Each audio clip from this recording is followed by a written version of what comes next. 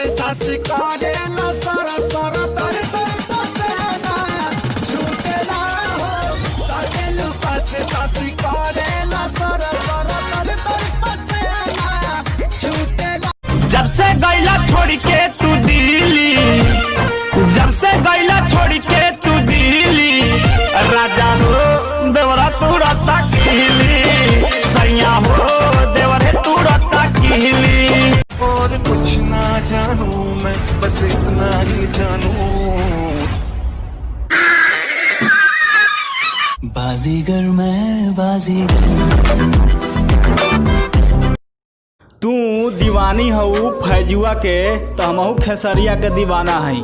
तू दीवानी हऊ फैजुआ के तो हमहू खेसरिया के दीवाना हई। चुप हो जो बताइए तब नु रे बताओ। नहीं खाला ना खाए देला सुन माई रे वो कर खेला। अरे माई रे टिप टिप बरसा पानी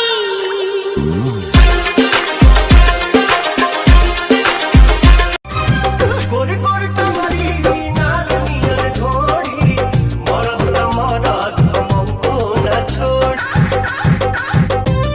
ओजे पूरी गाना ओजे डांस न करी लाइफ में समझा कबहू रोमांस न करी। अरे भोजपुरी गाना चकेन खोता भाव जारी गाई कि कर नजरी गाड़ी गाई हो। ए जान बांध के तू आ जाई और हनिया खरी हनिया छिलका रखल बानी हो। मैंने एक बार नहीं बार बार देखा है तेरे हाथों में मेरे प्यार की जो रेखा है। तेरी खुशबू मेरी सांसों में जो महक।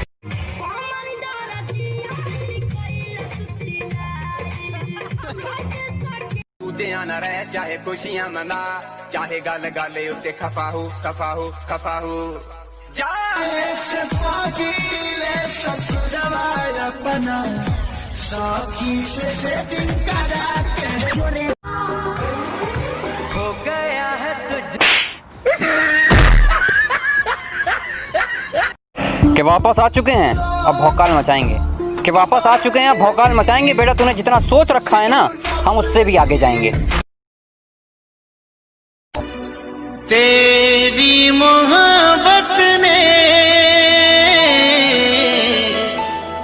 दिल में मकान। जाता रुझान तो सुना एक बेर मीटिंग करा के जा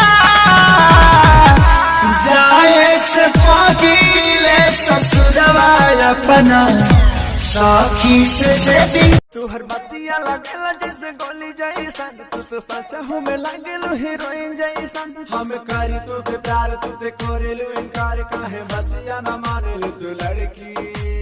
अच्छा है पातर की है।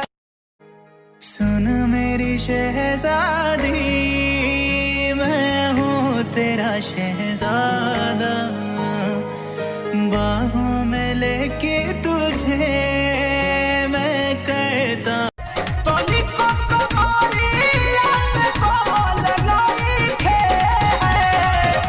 कैसे बताई बात सखिया रे पिया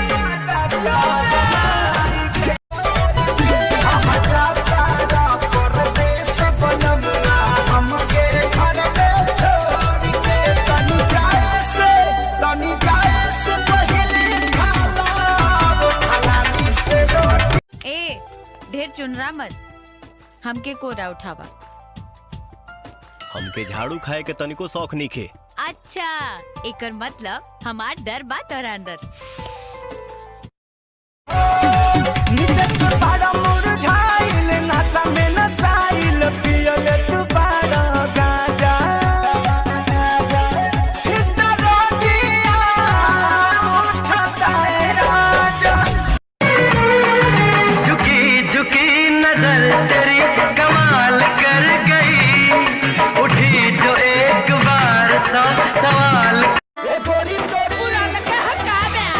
अरे ना हो होई खेसरिया के हाल। ओ गोरी